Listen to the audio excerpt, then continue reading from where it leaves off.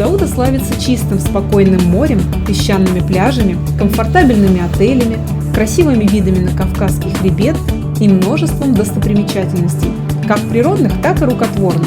Но поверьте, не только в самом городе, но и в селах Гудаутского района можно увидеть множество уникальных локаций, среди которых старинные храмы и остатки древних крепостей. Кому надоели избитые туристические маршруты, пробки и скопления людей, кто ищет экзотику и дух прошлых цивилизаций, тем рекомендую повторить наш заезд. Посещая подобные места, у вас появится возможность проникнуться атмосферой средневековой эпохи и в прямом смысле прикоснуться к прошлому.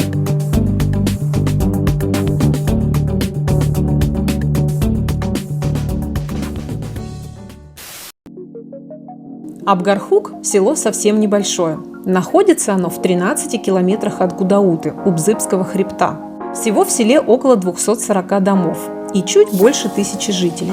По территории села протекает сразу 3 горные речки, куда дети и взрослые отправляются порыбачить, искупаться или отдохнуть на пикнике в приятной компании, скрывшись от летнего зноя под кроной пышной растительности. До моря пешком добираться около часа, и это одна из причин, почему туристы гораздо реже снимают здесь жилье на длительный срок, чем, к примеру, в соседнем Приморском.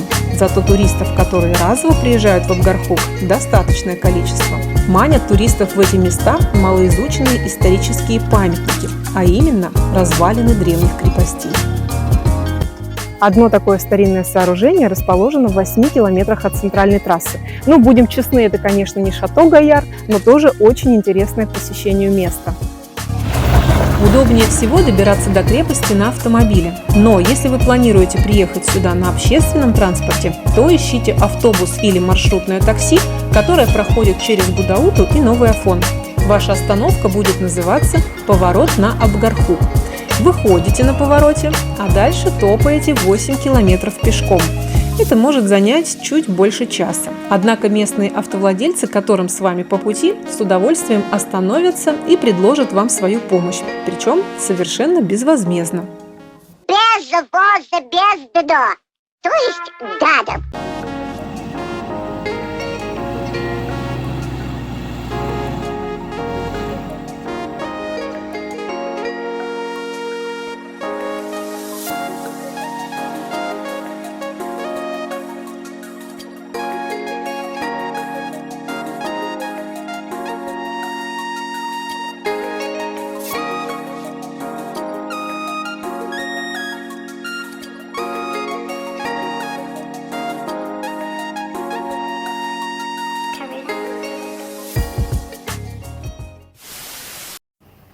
И вот, ребят, это называется «Через тернии к звездам». 4 километра убитой дороги привели нас к величественному сооружению, которое когда-то стояло на страже местных земель. Несомненно, военные инженеры прошлого выбрали великолепное место для этой неприступной крепости. И вот, смотрите, перед нами отвесная скала, на которой стоит убежище, недоступное для врагов. Сейчас из-за этой обильной растительности не очень хорошо видны некоторые детали, а вот зимой здесь можно разглядеть буквально каждый камушек, каждую складочку на скале.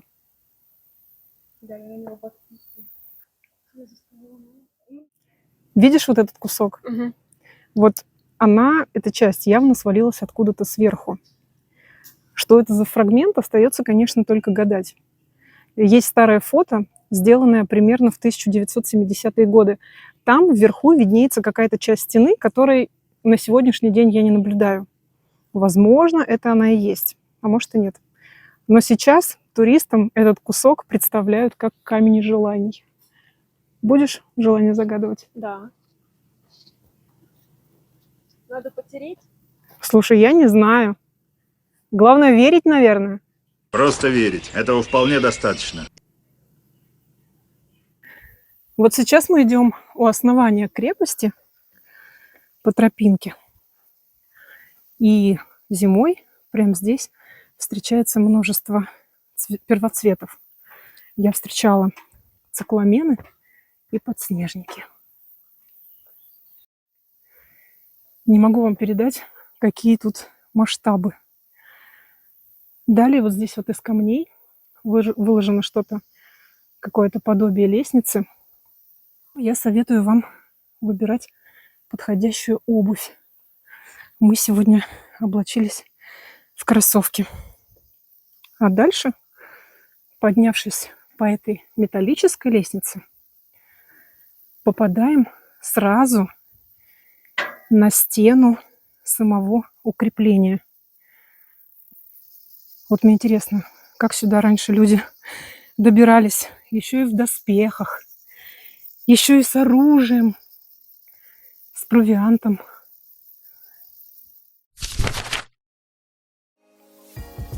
Мощная, где-то извилистая крепостная стена в длину около 140 метров, а высота ее в некоторых местах достигает 4. В открытых источниках попадалась информация, что площадь крепости приблизительно равна 600 квадратным метрам. На самом краю высоких и неприступных скал возвышается четырехугольная сторожевая сигнальная башня. Какой высоты башня была изначально, доподлинно неизвестно. Но на данный момент ее высота 8 метров. Данные укрепления со всех сторон окружают обрывы, высота которых достигает 45 метров.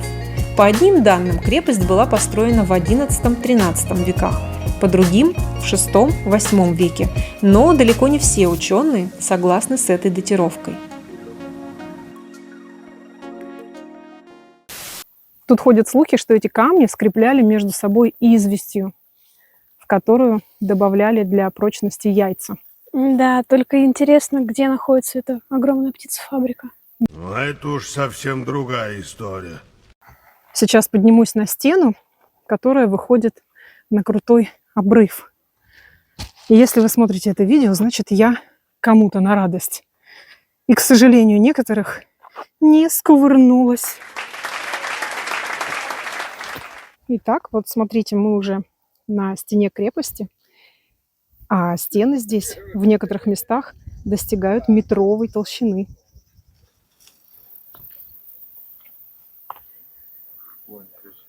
Не страшно? На самом деле очень страшно, не знаю, что сюда полезла.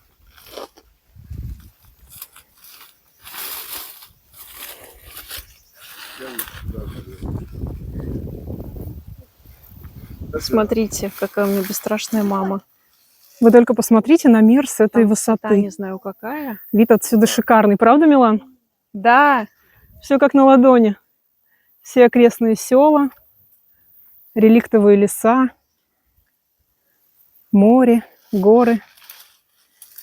Видно прям далеко-далеко. Настолько далеко, что и правда можно поверить, что Земля плоская. Интересно, сколько километров отсюда просматривается? Возможно, здесь когда-то происходили страшные события, а сейчас тихо-тихо. Только птички поют. Состояние покоя и безмятежности. Даже шевелиться не хочется. Не только потому, что я на крутом обрыве, а просто потому, что здесь такое умиротворение. Но надо спускаться. Хочу поближе показать вам вот эту башню. Вот сама башня.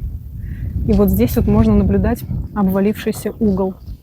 И пока нет современной реставрации, можно посмотреть, из чего сделаны стены этой башни.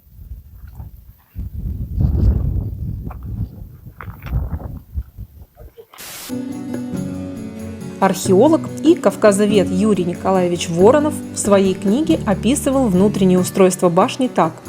Во второй этаж попадали снаружи по приставной лестнице через узкую дверь, а в третий – через люк в деревянном перекрытии. Ученые предполагают, что на верхней площадке башни разводили костер, который своим дымом оповещал жителей о приближении врага. Действительно, из окна бойницы прекрасно просматриваются стратегически важные пути. Врагу определенно не просто было оставаться незамеченным, не говоря уже о захвате крепости, так как преимущество явно было на стороне обороняющихся за счет неприступной местности и возможности наносить удары с такой высоты.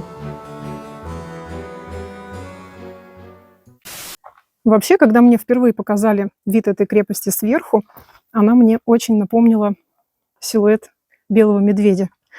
Но я не об этом хотела сказать. Сейчас спущусь. Так вот, когда я впервые увидела эту крепость, в самом центре и рядом с башней невооруженным взглядом видны набросанные фрагменты крепости, которые сейчас уже, конечно, поросли травой. И мы даже когда поднимались сюда, можно было по пути увидеть обломки. Они буквально повсюду. Вот интересно стало, насколько башня погружена в этот строительный, ну, не хочется называть это мусором, скажем, в этот строительный материал. Если тут все расчистить, то я думаю, что и стены подросли бы, и сама башня. А может, здесь еще и фундаменты каких-нибудь построек обнаружили бы. Почему нет? Площадь ведь позволяет. В наше время территория, где расположился памятник средневековой фортификации, является объектом изучения ученых. До этих пор раскопок здесь не проводилось, и окутанная загадками крепость все еще хранит множество тайн. Смотритель крепости также рассказал нам, что ему неоднократно приходилось сталкиваться с черными копателями, так как здесь явно есть чем поживиться. В свое время при обследовании крепости и при расчистке этой территории от зарослей он и сам находил здесь старинные артефакты в виде керамических изделий и наконечников стрел. На данный момент эти изделия нам недоступны, но если бы в селе построили небольшой музей, тогда перед нами предстали бы бесценные артефакты, найденные на территории этого в свое время неприступного оборонительного пункта. Подобные средневековые объекты всего лишь часть нашего наследия. А когда-то здесь трудились, сражались, жили и умирали. Вот бы на мгновение оказаться в прошлом и со стороны увидеть, какими в действительности были эти стены, каких размеров была эта башня, увидеть, какие события тут разворачивались и как протекала жизнь в разные периоды. И пусть ученые спорят о точной дате строительства, важно одно – история ее многовековая, и этой крепости есть что нам рассказать. Нужно лишь иметь желание ее услышать.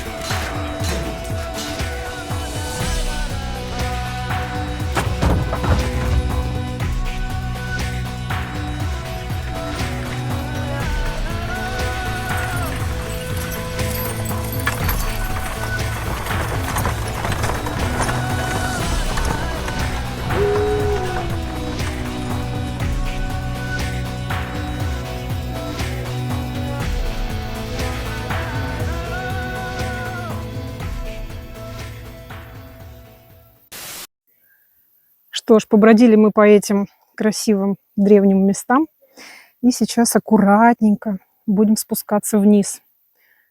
А по пути мы вот о чем задумались. Воины, конечно, могли прекрасно выдерживать здесь осаду, но вопрос, как долго? Ведь напрямую это зависит не только от вооружения, но и от наличия воды. Может, колодец, конечно, скрывается где-нибудь под строительным материалом, где-нибудь там в центре крепости, не знаю. Нет, я понимаю, конечно, что это не замок, а крепость. Но я думаю, что вода все-таки везде нужна, а тем более в субтропиках. А может, эти постройки служили оплотом власти феодалов, и башни имели чисто символическое значение, кто знает. Одним словом, вопросов больше, чем ответов. И мы вот подошли к такой пещерке, в которой живут летучие мыши. Но спускаться мы туда не будем. Страшно. Ну нет, я не трус. Я боюсь. Очень живописная, да, местность? Правда? Нереально. А обломки, смотри, какие огромные. Вообще, я слышала, что в этом году планировалось открытие пещеры, которая расположена рядом с крепостью. Какую именно они имели в виду, я, конечно, не знаю, но такая информация была в сети. Говорят, что ее протяженность около 60 метров. И также они предполагают, что именно там прятались жители во время набегов врага. Уже июль, но пока никаких официально открытых входов в пещеру мы не обнаружили. И посетить ее, скорее всего, нам не удастся. Зато мы с удовольствием прогуляемся по лесу. Даже буквально в 20 метрах отсюда палящее солнце и местами где-то даже выжженная трава сухая. А здесь деревья полностью покрытые мхом. Влажные камни. Здесь его в изобилии. Все валуны, скалы, стволы, ветки деревьев. Все одето в ярко-зеленую шубку. Но идти по нему очень опасно. Местами мох очень скользкий, будьте осторожны. Живые самшитовые деревья. Несколько лет назад не только в Абхазии бабочка-огневка уничтожила огромные территории самшитового леса. Но, глядя на таких красавцев, очень радостно, что где-то самшит еще жив.